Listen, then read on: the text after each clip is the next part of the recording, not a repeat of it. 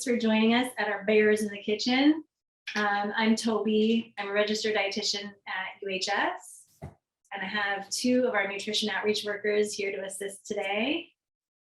You guys want to introduce yourselves? Yeah, my name is Bryn. I'm a third-year English major, and I'm super excited to be here and eat some farro. I'm Elise. I'm a second year studying cognitive science, and I'm also super excited for Toby to show us how she makes her amazing farro. Thanks, you guys. So we're making two recipes today. We're making a fall farro salad, and we're making a fall fruit compote. And let me just share, I'm going to show you the recipes real quick.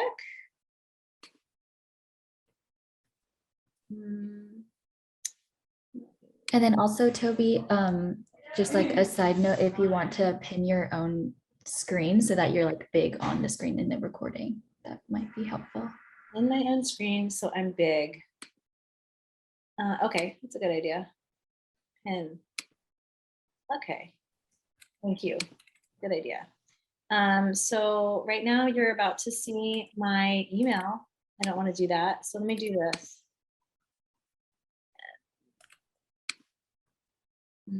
And then I've got the links for the recipes. Oh, thank you. Yeah, we got you. All right. So can you guys see my screen now? We can. All right, awesome. So I just wanted to say first that please be safe in your kitchen, which means always washing your hands before you cook anything. Wash with hot water and soap. And then also please be careful with knives and other kitchen equipment. And you're participating at your own risk at home. When we do this in class together in person, we take a lot more kind of precautions and review knife safety. But since you're cooking in your own place right now, it's up to you to just be really cautious and careful with your own equipment. Yeah, so recipe review. Let's talk about the recipes. One tip that I have is I think it's really good to always read all the way through your recipe from start to finish before you try to make something, because you might get to step number 3 and be unpleasantly surprised. You might like run out of time or not have things ready to go. In fact, speaking of which, with these recipes today, the things that take a little bit more time are heating up your pot of water for the farro to boil, which I'm going to turn my water on right now. I've already gotten it kind of pre-hot, but that's the first thing with this meal that you'll want to do is get your water boiling. It's a pot, like a quart or so of water with a teaspoon of salt added, and get that in a pot really hot and boiling for your to cook your farro.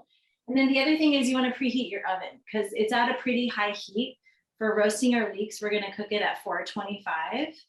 And recently I actually measured the temperature in my oven and it turned out to be like 20 degrees lower than it said. So I'm actually heating my oven a little bit hotter just to make sure it's at the right temp.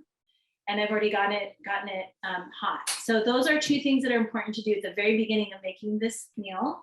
And then also we're gonna do some peeling of apples, which is kind of tedious and takes a little bit more time. So we'll get going on that soon. But I just wanted to tell you about the farro salad. This has some roasted leeks, which are like the star of the show here. I love roasted vegetables, especially in the fall. So we're gonna roast, we're gonna use 2 really big leeks, or if you have skinnier ones, you can roast like 3 to 4 small leeks. The other thing is washing the leeks because they have so many layers. There's some like sand and grit that can get caught in there. So we're really gonna rinse these well before we start chopping them up. But almost any vegetable you can chop up and throw on a roasting pan, a baking sheet, and then put it in the oven, and it like with minimal added ingredients, it'll be super tasty.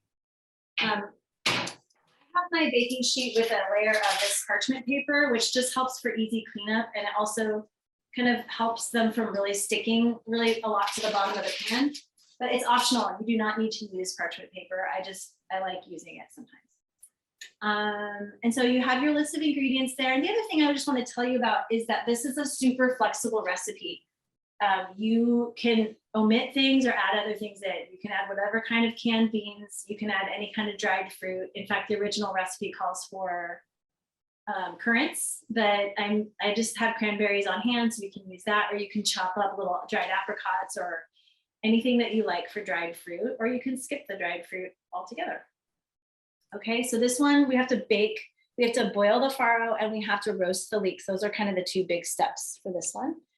And then for our fall fruit compote, this is a really tasty, almost like a crustless apple pie. And my colleague Sarah, her mom, that's what she calls it, kind of like a crustless apple pie filling. But this one is just very, very simple. It just has like water, sugar, lemon juice, and maybe a dash of spice. You can add pumpkin pie spice or any kind of cinnamon or whatever you have on hand.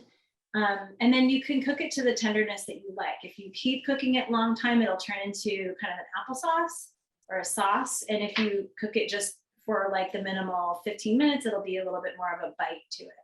So we're gonna get that on. So we're gonna wash, I want you to wash your apples or pears in advance.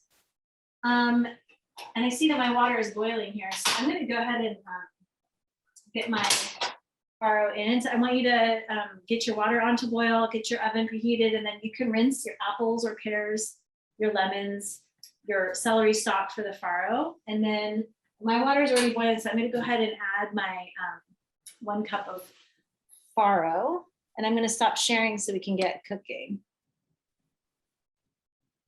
Okay, so farro is a super tasty grain that I don't do a ton of cooking with, but I'm going to start doing more because it's super delicious. I think whether or not you rinse it is up to you. And there's quick cooking farro that only takes about 20 minutes at Trader Joe's and other places. This is just regular old farro that takes about 30 minutes. So I'm gonna make a cup of dry, and it'll probably double in size or so, but keep in mind that you can make as much as you want, and I highly recommend making a bigger batch so that you can have extra farro to use throughout the week. So I'm gonna measure out 1 cup and put it in my boiling water.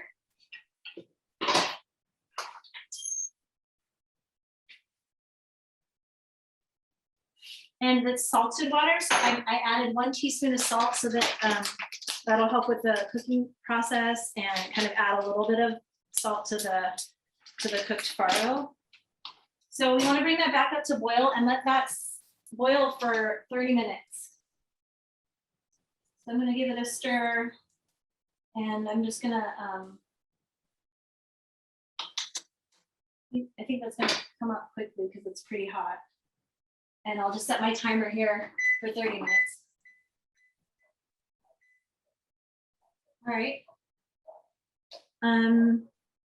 Okay, so let's get our leeks going in the oven because those have to roast for probably, let's see, how long did I say? Oh, about 20 minutes or so. So let's get those on to cook.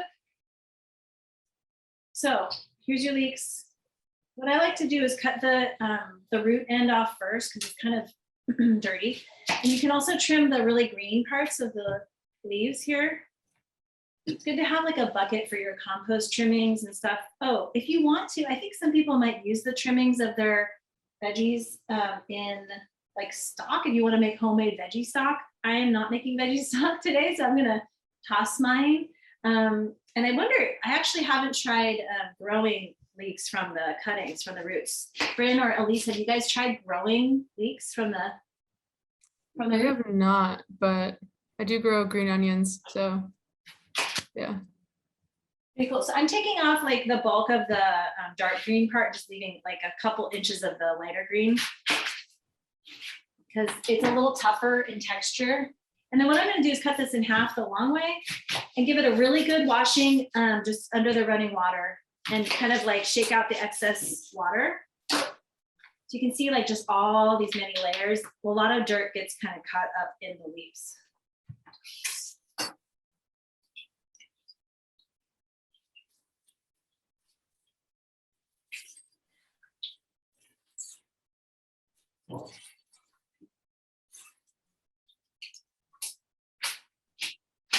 All right, so I've got those rinsed out. I'm going to do these guys.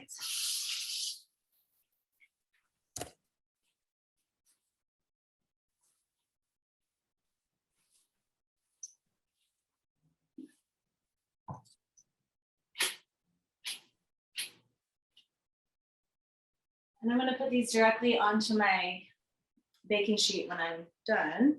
Now with leeks, what I noticed was you really have to have a sharp knife and you have to have an even cutting surface because sometimes these little fibers in there don't let you cut all the way through. So let's see. So I'm gonna just do a nice, you're cutting them about like 1/4 inch, but it doesn't really matter how thick it is. It's up to your taste. If you like more leek, then cut them thicker, that's fine. So these are, it's doing a good job cutting.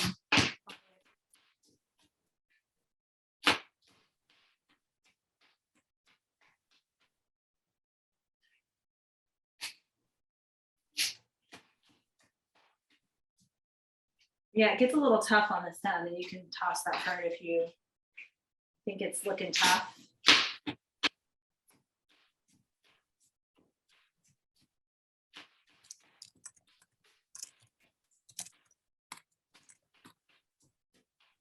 Now this is going to make your house smell really, really aromatic and delicious. It gets a little steamy. Add some. See, it's like a little bit fibrous right here, so I think I'm just not chopping carefully.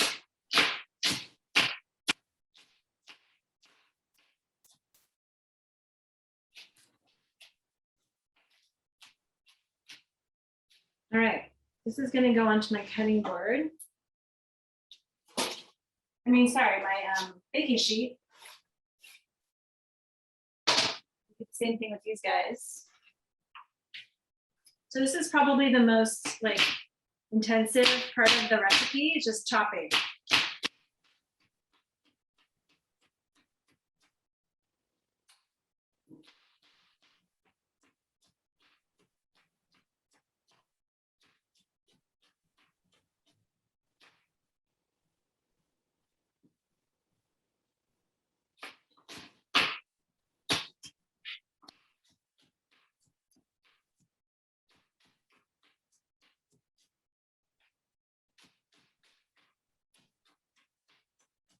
You make it look so easy, Toby. You chop so quickly. Well, you can see that if I get tired, it doesn't cut all the way through.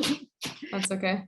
So it's finding the balance between efficiency and then efficacy, right? Because if it's not cutting, then how fast you go doesn't matter. But okay, so we got that.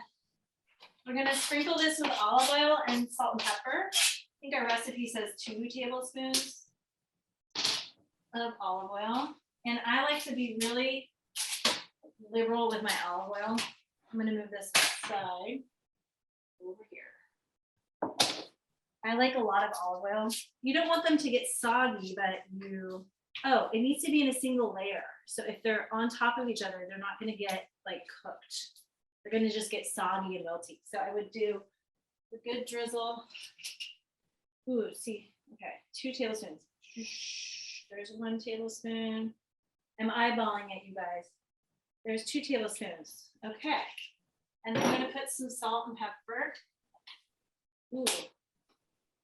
What does it say for salt and pepper? 1/2 teaspoon of salt and some pepper. Okay, again. That's like pretty good. Some pepper. You can add more salt at the end, so don't overdo. And then just give it a little toss. And you're going to stick it in the oven for 20. Leek overboard. Okay. This looks pretty good and it's very potent. My eyes are kind of tearing up.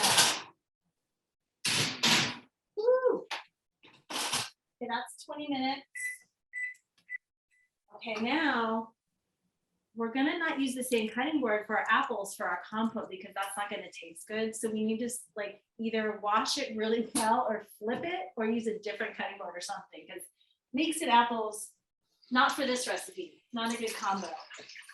So I'm gonna use a different, you can use your cutting board later though for the celery and the garlic. So definitely keep that handy. Almost forgot that part. All right, so with your apples, let's get your apples ready. Here, I've washed these apples and this is 1.5 pounds. So however many apples, the compote recipe is very forgiving. You can totally modify this, but I would have a little, maybe like a little dish to put your peels in. And then another dish for your cut up apples.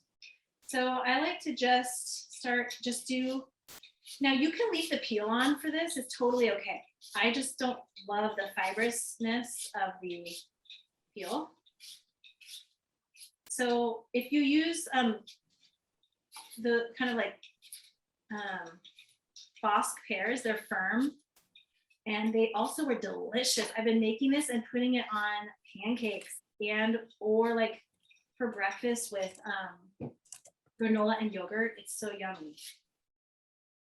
So this is a very versatile, the fall compote is very versatile.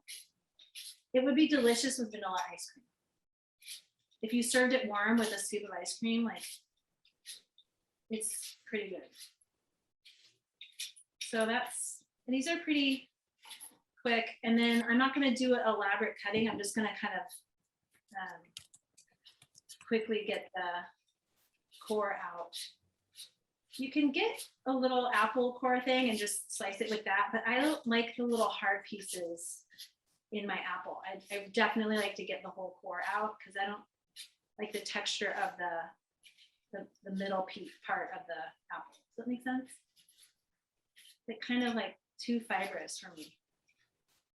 I'll show you how I'm gonna cut it in a sec. Again, this is like versatile. If you wanted to make more fruit in here and make a batch and keep it in your fridge for the week, it would be great. Ooh, I had it on oatmeal. The pear compote with oatmeal and peanut butter, super delicious. And it smells so fallish when you have the leeks and the apple going at the same time. That's the smell of fall to me. These can be like, the apple quality doesn't have to be perfect because you're going to be like simmering it over heat and it's going to be softening anyway. So this is a good one for kind of like any random apples that you have lying around. They don't have to be any particular kind of apple. If they're really tangy, you might want to add a little extra sugar. Okay, so my knife is here. I rinsed it off. So what I like to do is just kind of cut the sides like this so that I'm not getting the kind of like fibrous middle part. And then we're going to chop those up into smaller bits. That's it. And now I am wasting a little bit of the outer. Oh, on our website, there's a really cool recipe for apple peel tea. And so you can save your cores and your peels. Oh, I should have mentioned that. See all my peels, and I can throw my cores in here, and then you simmer this and make an apple tea out of it. So that would be a really fun thing to do. Where could I find that? That's actually very interesting. Yeah, so on our website, where if you go to uhs.berkeley.edu/recipes, that's all of our recipes there. And if you look under, it's actually under our applesauce recipe. So if you look up applesauce, it's probably under snacks, I think. Then that's like something we did, I think, for Earth Day. So it was like how to use scraps. And I think the original recipe was for applesauce. And then the tea is like something you can make with the leftovers. Tell me if I'm wrong about that.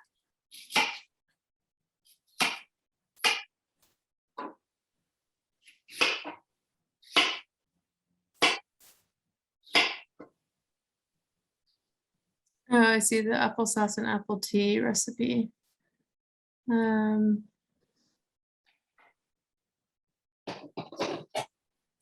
actually going to put my apples directly into the pot and not get dirty a bowl. So I'm just going to cut them into chunks. And again, the size of the chunk is up to you. I like them just kind of bite size, like, you know, 1/2 inch size. But bigger is just going to be more chewy, chunky. Totally up to you. Again, a little bit of chopping, Walter. And I've been told not to scoop food up with your knife because it dulls your knife. Just gonna be a rebel and do it. You can use one of those scrapers, scoop it up with that, but not today. An extra step. Okay, so what we want to add to this is we're going to add the water and the sugar, lemon juice, and we're going to get it simmering, right? And a quick question. Yeah. So for the apples, do they have to be sweet or sour? Does it matter? You can use whatever you want. The first time I made this, I used kind of tart apples. I used like Granny Smith, and it was too tart for me because this doesn't have very much sugar in it. So this time around, I'm using Fuji's, which are pretty darn sweet. The original recipe says to use kind of tart. It could be like Pink Ladies, which are also kind of sweet tart. Yeah. It just depends on your taste. Like if you want it to be sweeter, use a sweet apple. It really just depends. Again, like I've got so many hodgepodge apples around here because my kids are getting all these school lunches and breakfast and stuff. And so they're bringing home every day apples. I think if you use a mixture of apples, that could be fine too. It's such a flexible recipe that you can really do whatever you want. Okay, that's great. Yeah, the green was just the green. Granny Smith was a little tart for my especially my kids. Like they were like puckering up when they ate it, a little too tart for them. But for me, maybe that would be good on like vanilla yogurt or something, or ice cream. So I'm gonna add my apples are in. I'm gonna add them to the stove. I'm gonna get the burner going, and then I'm gonna add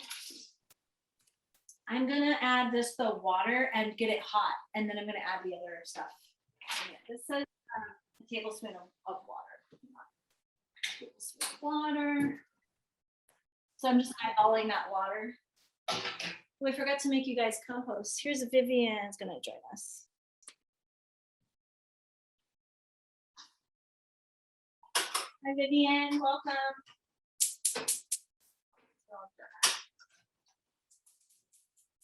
Okay.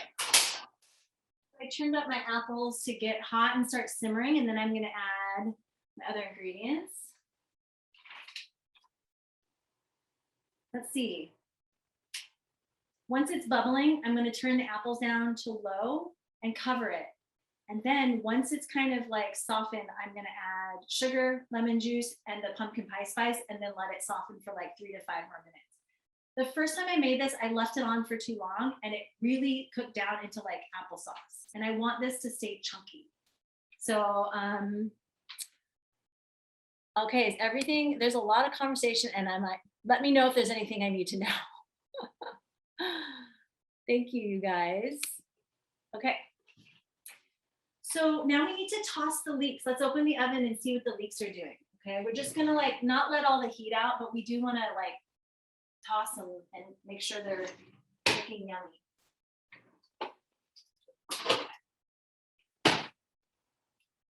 And it looks like our farro has 10 more minutes to go.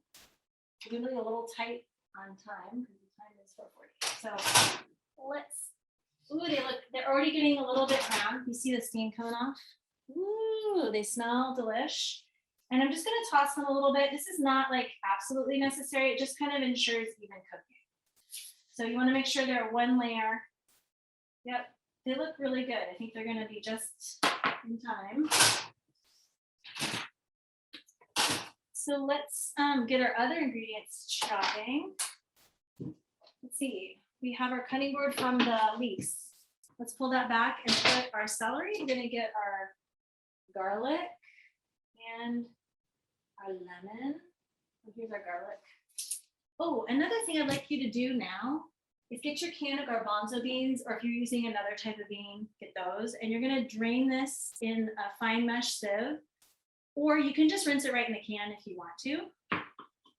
If you have one of these guys, this is great for draining beans. And then you're gonna need to use the same one for the farro if you have it, or you can also just let the water drain out of the farro pan. So either way, this is just easier. So I'm gonna open up my can and go to the sink and drain this out. I like to rinse them too. You don't have to.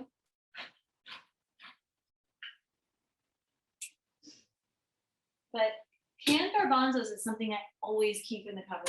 It's just really, it's very versatile. Okay, I'm giving them a quick rinse. And then those are ready. Okay, we're gonna use our one celery with the leaves included. So just, we're gonna give this a chop, and this is gonna go in our farro. So what I could do is get my big bowl ready for all the farro ingredients and just start putting them in, because as soon as those leeks come out and the farro, those are gonna go in. So I'm gonna do my celery. Get my bowl on here. Maybe I put it back here. Okay.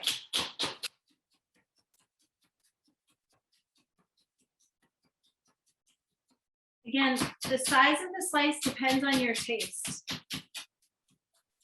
But those leaves are going to add a nice little flavor. Okay, so those guys are ready. All right, I hear my apples bubbling, so I'm like losing vegetables overboard. I'm gonna add my I'm gonna turn down my apples so they don't get overcooked. So this is to reduce the heat to low, cover it, and then let it simmer for 15, 20 minutes. And these have already been simmering for a little while. So we're just gonna do it for maybe 10, 12 minutes.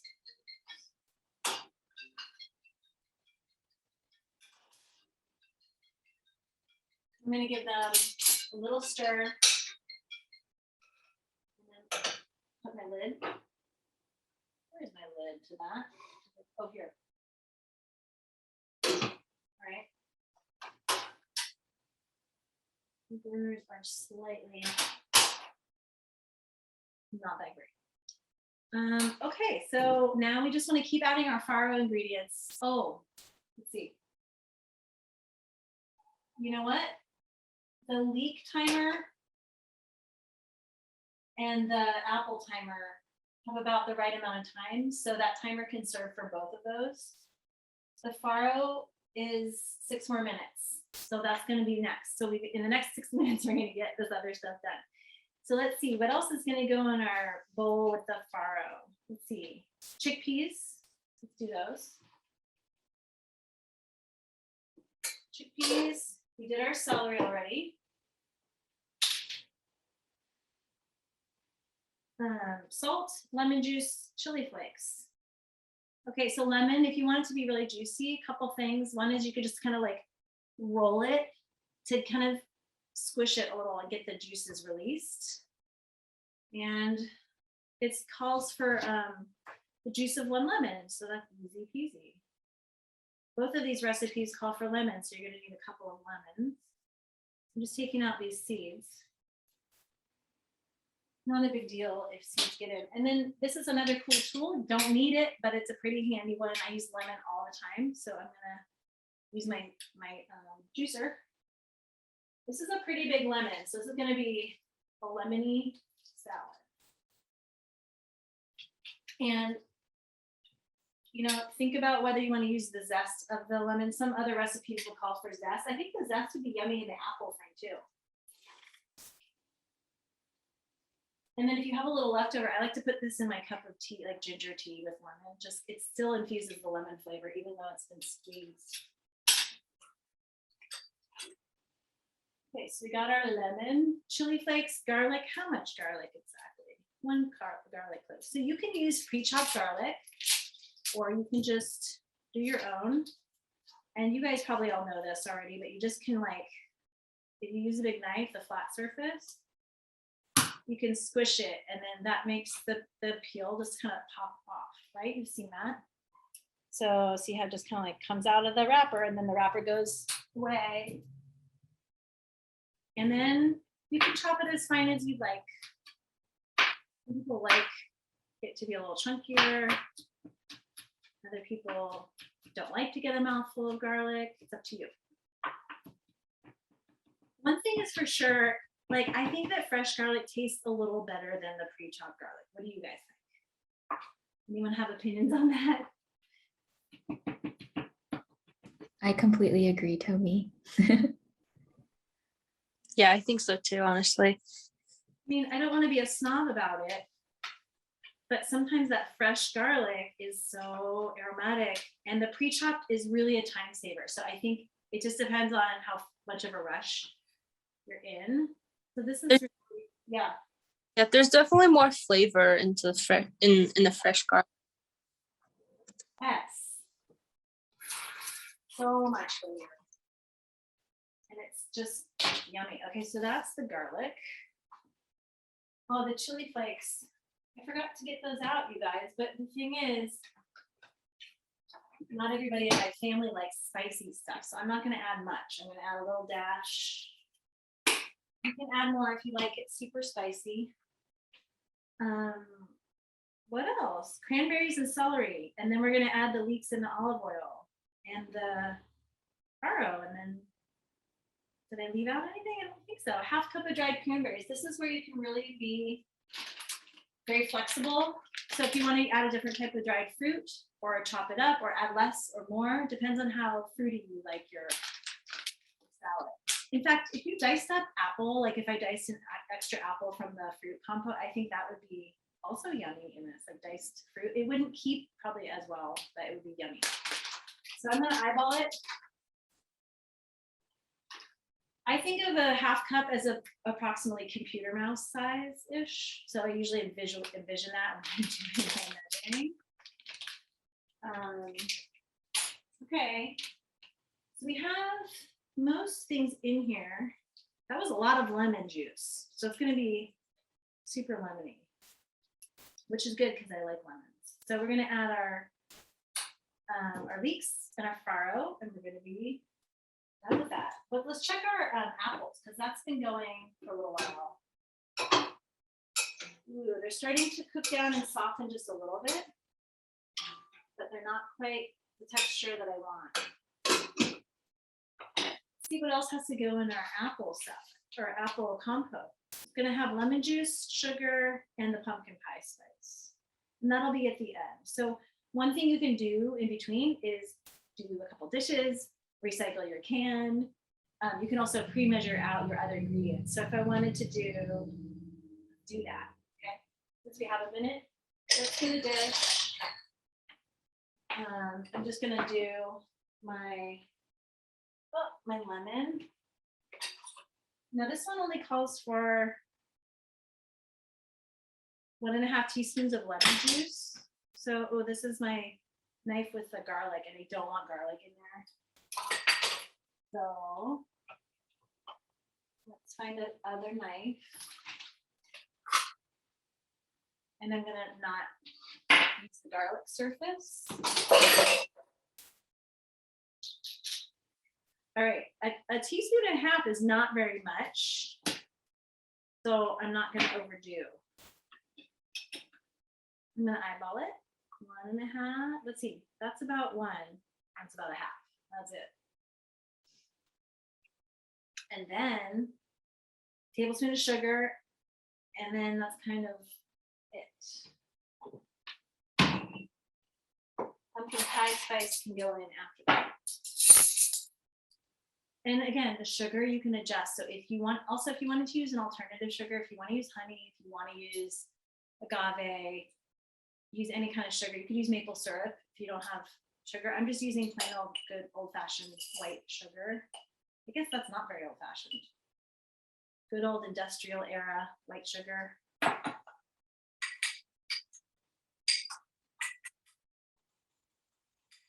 I'm just going to dissolve it a little bit, and then this is all going to go in there with my spice.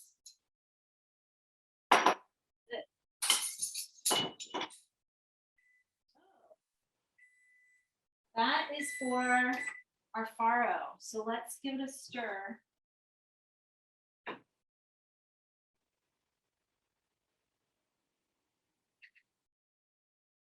So it looks really good. And the way that I know that it's done is, I mean, I'm going to taste it, but also, like, I don't know if you can see that, but it's kind of has absorbed the water. It's looking more fluffy, and it's kind of split a little open. So I'm going to taste it. It tastes really good. It's like nutty and but soft enough to chew. So I'm gonna stop that one. And I'm gonna go drain that in my sieve.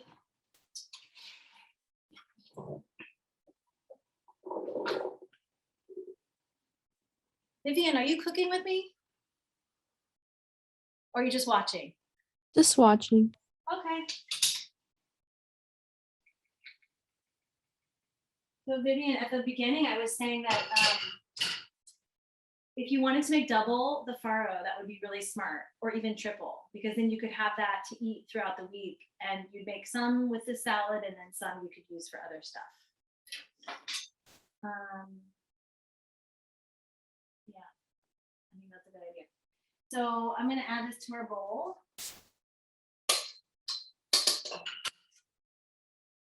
Use a different spoon to stir that. I don't want my apple stuff to get sullied by the garlicky. Uh-oh, I see I left one of my celeries not chopped very well.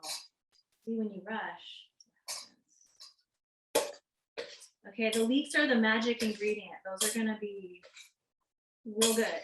Oh, let's add the other stuff to the farro salad. Let's add our 1/3 of a cup of olive oil, because that's another magic ingredient. Always go heavy on the oil. Like, I'm a huge fan of the olive oil, and it really comes through. The flavor of the olive oil comes through on this recipe. So I'm gonna use my 1/3 cup.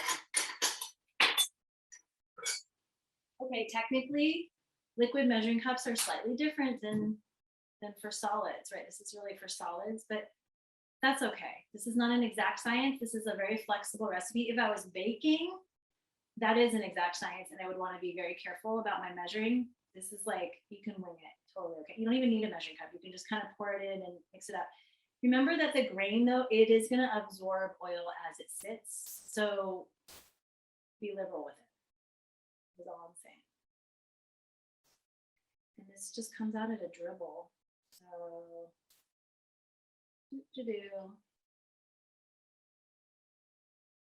okay. That's my 1/3 of a cup. I'm gonna pour it in, and I'm gonna kind of let it marinate a little bit. This gets better like the next day in the fridge. The flavors marry together really nicely, and it almost gets yummier. The lemon mellows a little bit. Okay, Vivian and Samaya, if you guys are thinking of going to the pantry, Vivian, did you try to get your ingredients at the pantry already? I haven't yet. Okay, good, because they don't have it yet. Okay. Delivery tomorrow is when their food gets delivered, and I think they're gonna have the main ingredients, so you should be able to pick it up and then make it at home later this week if you want to. Sounds What great. date for tomorrow? Say again? What are the hours for the pantry tomorrow? Ooh, that's a good question. Elise and Brandon, would you guys mind looking that up? Yes, let me look that up and I'll put the link in the chat. Thank you. Thank you. Okay, so I'm gonna open up the leeks now and see what those look like. Where's mine? Ready?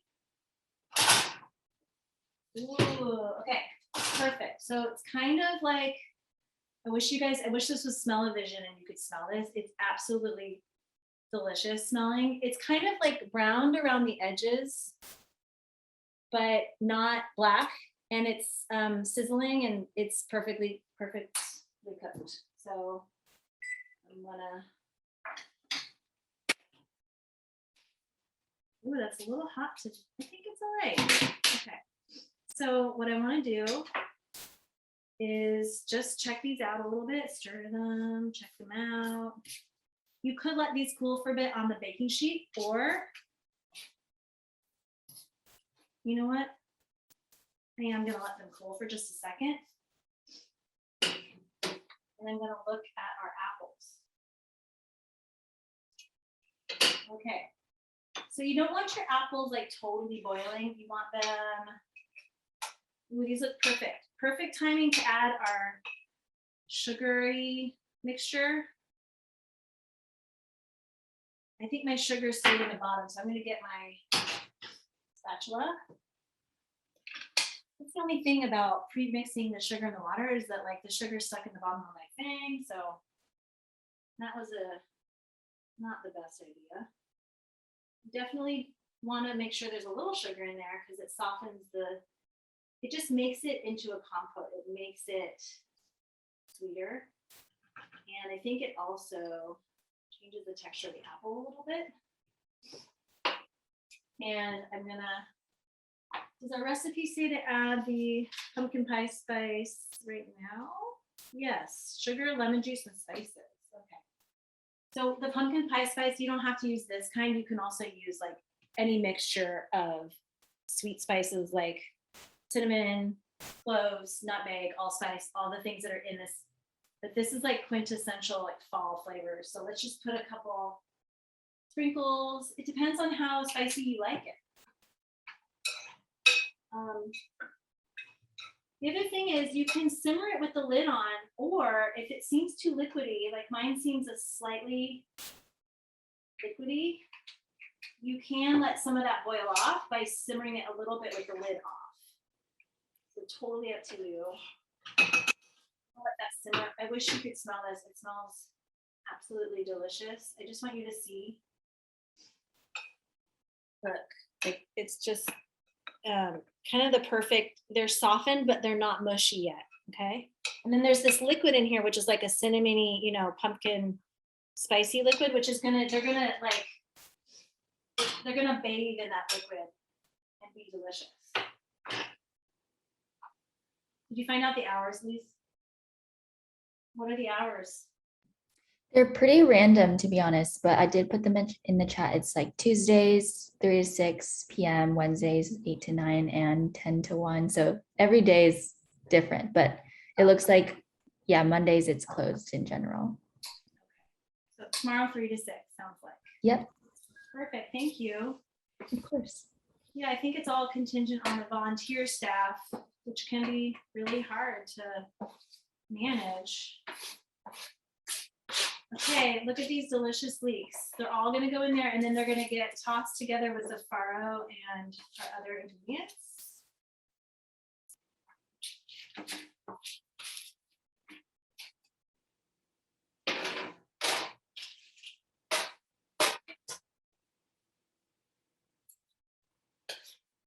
And this is really the star of this. I mean, the farro is really great too, but it's like the backbone, and then the farro is like the fabulous, flavorful star of the show, I think. And they're just a good combo. The farro is sturdy enough to stand up to the strong flavors of the farro and the lemon and stuff, and the garlic.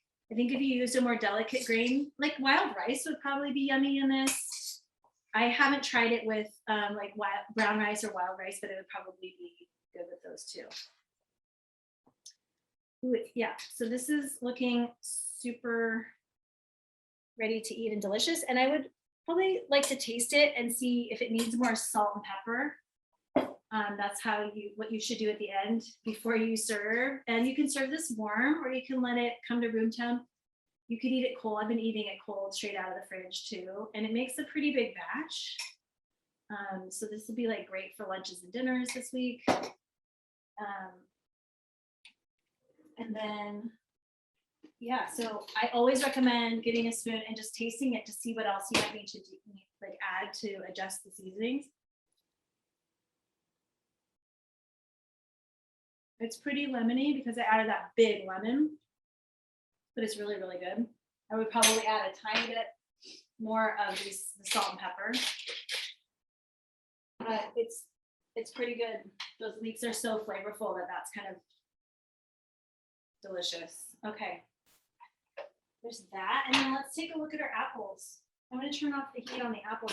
You can cover the apples and let those simmer for another 3 minutes to let them really infuse with the pumpkin pie flavors, and then let those kind of soften a little bit more. But I don't want to overdo apples. And we're at the end of our time.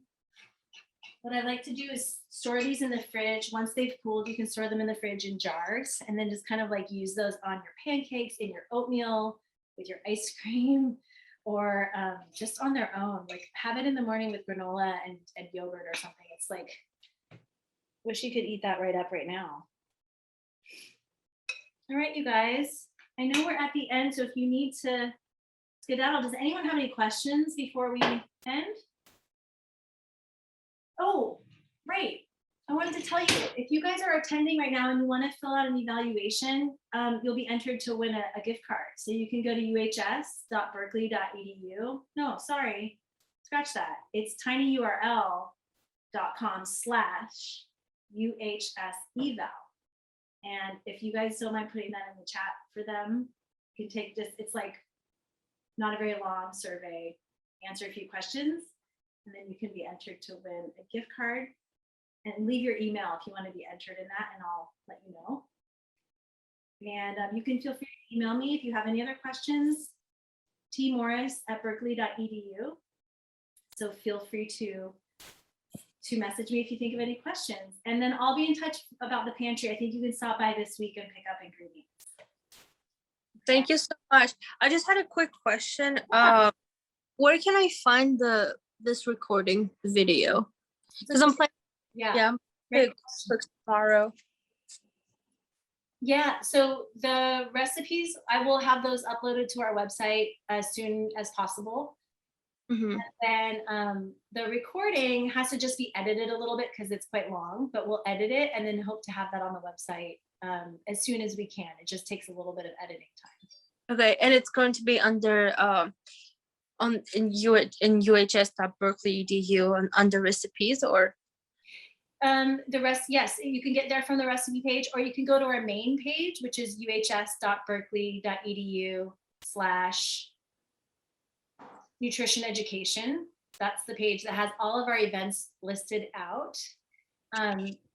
Let me. nutrition education. Oh, I see it.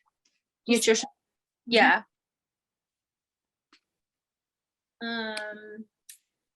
Well, I was going to try to show my screen, but somehow I can't get it to work. But yes, it's uhs.berkeley.edu/nutrition education. That's where all of our events are listed. And I think that the recipe page is probably the best way to navigate, like find these recipes, and there's a little section there that says recipes with videos. Yeah, I saw that. And that'll take you to the video page. And there's a lot of other videos on there as well, but the ones that we're doing on video, we'll try to make sure we indicate that on our page. Okay, perfect. Okay. All Thank righty. you so much for coming, you guys. Good luck. Oh, if you guys make this, please share. Are you guys aware of the Be Well Cow is our the Instagram page, like the social media tag? And if you're making these recipes, we'd love to see pictures of them. So you can email them directly to me, tmorris@berkeley.edu, or you can put them on the UHS social media and share. Share Okay. it. We'd love to see if you make it. Okay, thank you so much. Yeah, thanks for coming, guys. Have a good evening. Bye. Have a- Bye, Elise. Bye.